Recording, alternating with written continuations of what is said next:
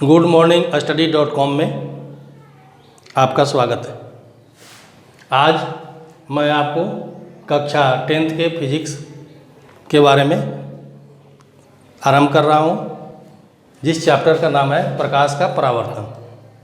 तो पहले हम जानेंगे प्रकाश का परावर्तन है क्या। जितनी भी वस्तुओं को हम लोग देखते हैं ये प्रकाश के परावर्तन के कारण ही संभव हो पाता है, क्योंकि वस्तुओं पर जब प्रकाश पड़ती है और वहाँ से टकराकर हमारी आँख में पहुँचती है तो देखने की संवेदना पैदा होती है। तो प्रकाश का परावर्तन के बारे में पहले हम जानेंगे कि जब कोई प्रकाश किरण किसी सतह से टकराकर पुनः उसी माध्यम में लौट जाती है तो इस घटना को हम लोग कहते हैं प्रकाश का परावर्तन, रिफ्लेक्शन ऑफ लाइट। इसके दो नियम होते हैं। नंबर 1, आपतित किरण, परावर्तित किरण और अविलंब तीनों एक ही सतह में, एक ही तल में होते हैं। दूसरा पॉइंट है, दूसरा नियम इसका, आपतन कोण परावर्तन कोण के बराबर होता है। आइए डायग्राम में देखते हैं। ये परावर्तक सतह, किरणें आपतित हो रही हैं, ये टकरा करके लौट रही हैं यानी परावर्तित हो रही हैं। ये बीच का जो है लंब, जिसको अभिलंब के नाम से जाना जाता है, नॉर्मल कहते हैं। तो ये है आपतित किरण।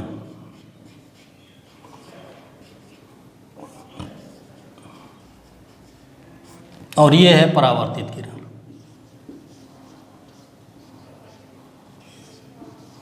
और बीच में देख रहे हैं हम लोग अभिलंब, ये है अभिलंब, नॉर्मल।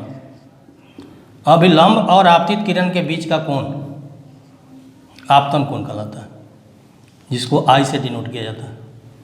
और आप अभिलंब और परावर्तित किरण के बीच का कोण परावर्तन कोण कहलाता है, जिसको आर से डिनोट करते हैं। तो दूसरे नियम के अनुसार होता है आई बराबर आर, आई इक्वल आर होता है प्रकाश के परावर्तन के दूसरे नियम से। अब हम आते हैं प्रकाश के प्रकार के बारे में, टाइप ऑफ लाइट। प्रकाश के 3 भाग होते हैं। उसमें है दृश्य प्रकाश, जिससे कि हमें देखने की अनुभूति प्राप्त होती है। इसमें आते हैं प्रकाश जो स्पेक्ट्रम के वर्ण होते हैं, जिसको इंद्रधनुषी वर्ण कहा जाता है, जो इंद्रधनुष में पाया जाता है। उन वर्णों को हमारी आँख पकड़ लेती है, जिसको हम लोग दृश्य प्रकाश कहते हैं। दूसरा है औरक प्रकाश। औरक प्रकाश जो होती है वो हमारे विजुअल लाइट में नहीं आती है, उसे हम देख नहीं सकते हैं, उसकी अनुभव की जाती है। और किसी भी प्रकाश द्वारा यदि ऊष्मा कहीं लाई जाती है या आती है तो उसे औरक किरणों की पहचान होती है। तीसरी है पराबैंगनी किरणें, पराबैंगनी प्रकाश। वो जो है विजुअल लाइट से कम तरंगदैर्घ्य की होती है, जिसे हम देख नहीं सकते हैं, लेकिन उसकी पहचान होती है। और उसकी पहचान प्रत्युदीप्ति और स्फुरदीप्ति प्रभाव से होती है। तो आइए हम देखें टाइप ऑफ प्रकाश। प्रकाश का प्रकार, इसको हमने 3 भाग में बांट दिया। ये हम ले रहे हैं पराबैंगनी प्रकाश।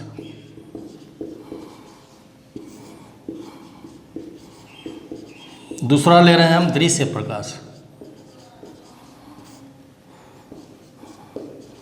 और तीसरा हम ले रहे हैं औरक प्रकाश।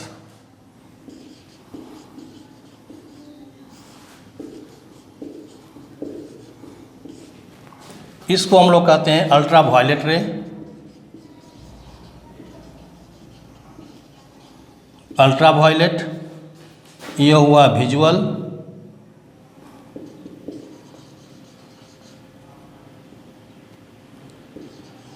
विजुअल लाइट है ये।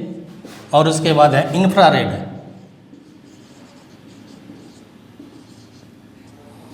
तो ये 3 प्रकार के हैं। अब तीनों प्रकार में हम विशेषता देखते हैं। पराबैंगनी प्रकाश का तरंगदैर्घ्य जो होता है, पहले विजुअल लाइट की देख लें। विजुअल लाइट का जो तरंगदैर्घ्य होता है, वेवलेंथ, ये होता है इसका लगभग 4000 एंगस्ट्रम से 7500 एंगस्ट्रम। ये है वेवलेंथ, जिसको हम लोग कहते हैं तरंगदैर्घ्य। अब ये तरंग दैर्ध्य इससे जब कम हो जाता है तो जो हमारे विजुअल लाइट से नीचे हो गया, तो इसको हम लोग कहते हैं पराबैंगनी प्रकाश। 4000 एंगस्ट्रम से कम होगा इसका। और इसका हम देखें तरंग दैर्ध्य, तो ये 7500 एंगस्ट्रम से ऊपर होता है। अब रही बात कि एंगस्ट्रम है क्या। एंगस्ट्रम की हम बात करें, एक साइन यहाँ दिया हुआ है एंगस्ट्रम। एंगस्ट्रम जो है प्रकाश के तरंगदैर्घ्य मापने की एक इकाई है। ऐसे तो तरंगदैर्घ्य का SI मात्रक होता है मीटर, लेकिन प्रकाश तरंगों का तरंगदैर्घ्य इतना छोटा होता है कि हम उसे मीटर में मापने में सक्षम नहीं हो पाते हैं और बहुत छोटा वैल्यू आता है। इसलिए इसके लिए एक स्पेशल यूनिट लिया गया है एंगस्ट्रम। अब एंगस्ट्रम है क्या हम बता दे रहे हैं आपको।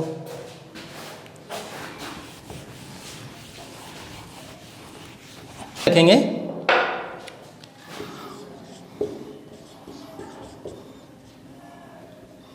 एंगस्ट्रम, जिसका साइन है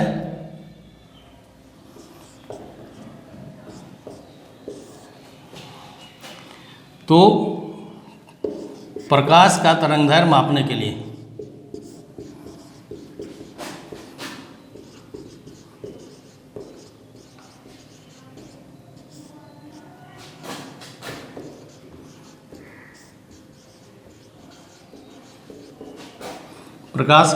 मापने के लिए जिस छोटी इकाई का या जिस इकाई का भी कर सकते हैं उपयोग किया जाता है, उसे एंगस्ट्रम कहते हैं।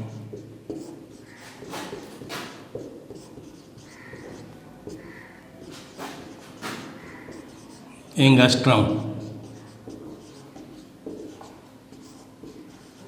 कहा जाता है।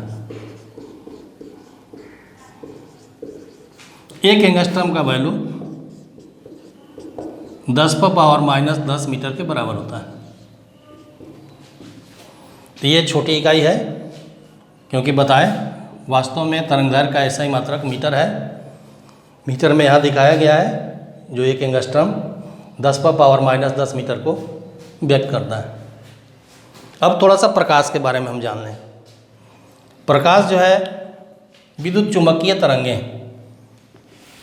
प्रकाश एक प्रकार की विद्युत चुम्बकीय तरंगें हैं। चूँकि चुम्बकीय तरंगों को गमन के लिए माध्यम की आवश्यकता नहीं होती, इसलिए प्रकाश के गमन के लिए भी माध्यम की आवश्यकता नहीं होती है। फिर भी विभिन्न माध्यमों में प्रकाश की चाल भिन्न भिन्न होती है। जरा उसकी चर्चा हम कर लें। पहले प्रकाश के बारे में थोड़ा सा जान लें।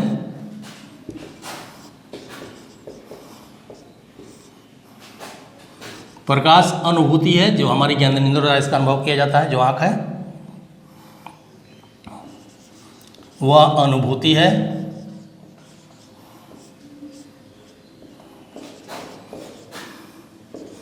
जिसके द्वारा हमें किसी वस्तुओं को देखने में मदद मिलती है।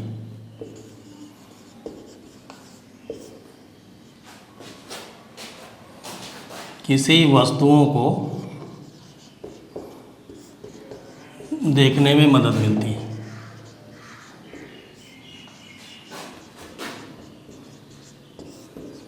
वास्तव में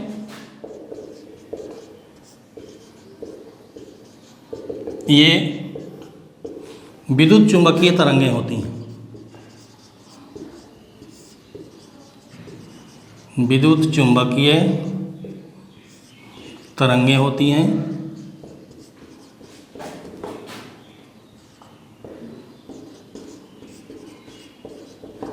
जिसके गमन के लिए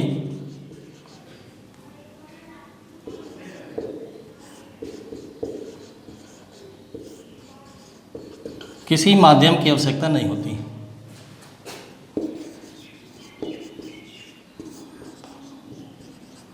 किसी माध्यम की आवश्यकता नहीं होती।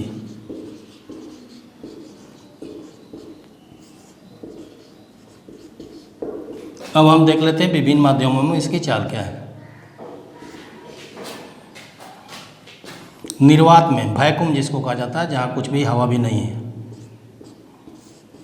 निर्वात में प्रकाश की चाल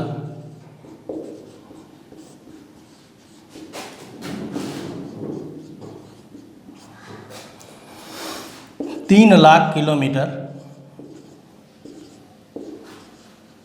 पर सेकेंड होती है। आए हम जरा देखें पानी में, पारदर्शी माध्यम में ही होता है। पानी में प्रकाश की चाल होती है 2,25,000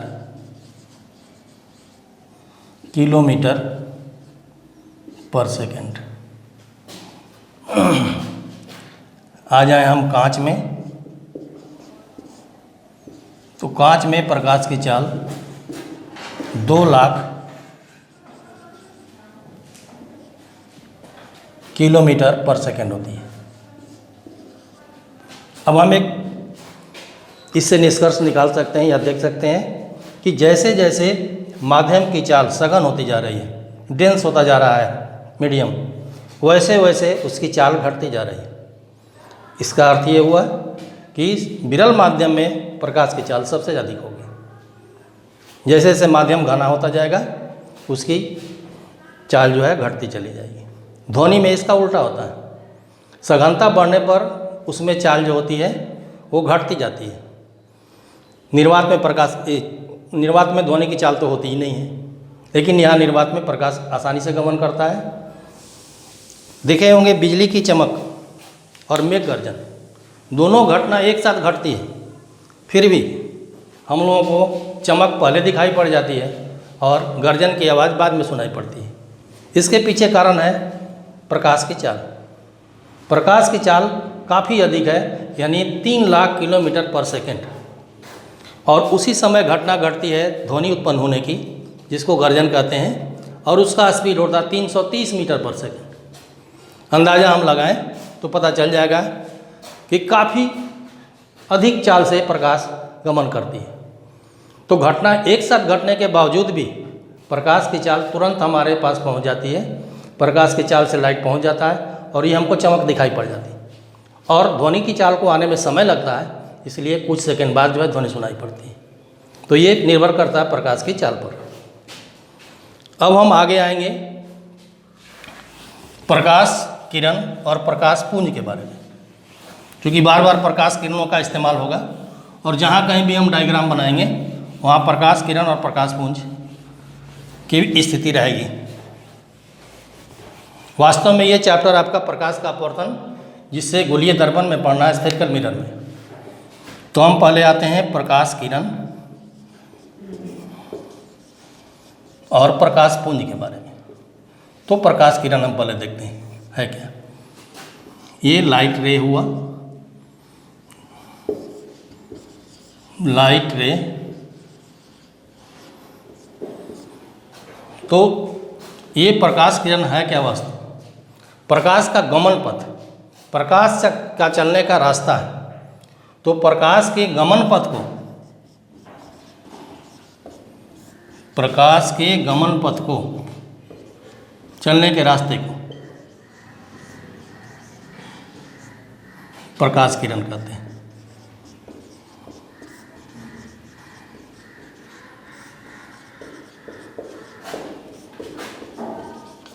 इसे हम लोग डिनोट करते हैं तीर युक्त सरल रेखा द्वारा। तीर युक्त सरल रेखा, तीर द्वारा नहीं बल्कि तीर युक्त सरल रेखा, बीच में एरो मार्क देते हैं, इसको हम लोग कहते हैं तीर युक्त सरल रेखा। एरो ऐड है, ये इसका संकेत है जिसको हम डायग्राम में व्यक्त करते हैं। अब आते हैं प्रकाश पुंज। प्रकाश पुंज 3 प्रकार की होती है, जो हम आगे देखेंगे। इसको हम लोग कहते हैं लाइट बीम। प्रकाश पुंज के बारे में देख रहे हैं, तो यहाँ हम प्रकाश किरण पढ़े। देखें, तो प्रकाश किरण को हम लोग तीर युक्त सरल रेखा द्वारा व्यक्त करते हैं। तो प्रकाश पुंज जो है किरणों का समूह है, यानी प्रकाश किरण दो या दो से अधिक किरणों का समूह होता है। तो यानी प्रकाश किरणों के समूह को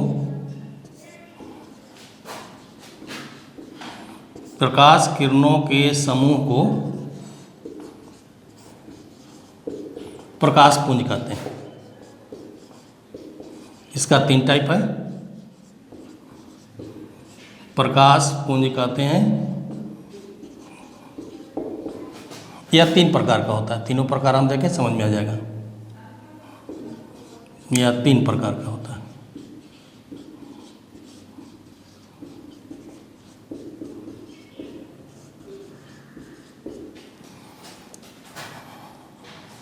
नंबर 1, समांतर प्रकाश पुंज।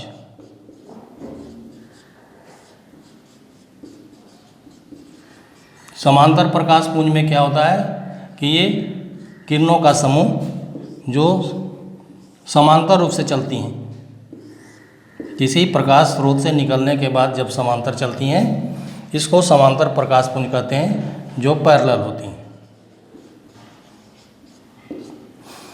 अब दूसरा टाइप है अभिसारी।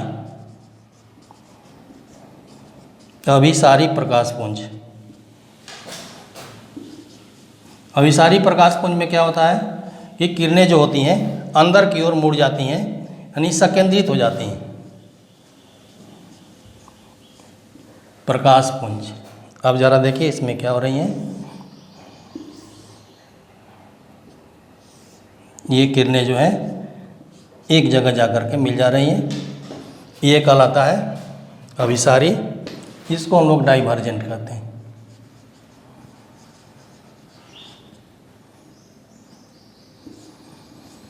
अब एक तीसरा टाइप है आपका अपसारी, जिसमें किरणें फैल जाती हैं, चित्रा जाती हैं। अपसारी प्रकाश पुंज, जिसको कन्वर्जेंट कहा जाता है। कन्वर्जेंट। ये लाइट बीम 3 प्रकार की हो रही हैं। तीसरा टाइप देखिए, ये किरणें फैलती जा रही हैं। तो हमने देखा कि प्रकाश पुंज 3 प्रकार की हो रही हैं।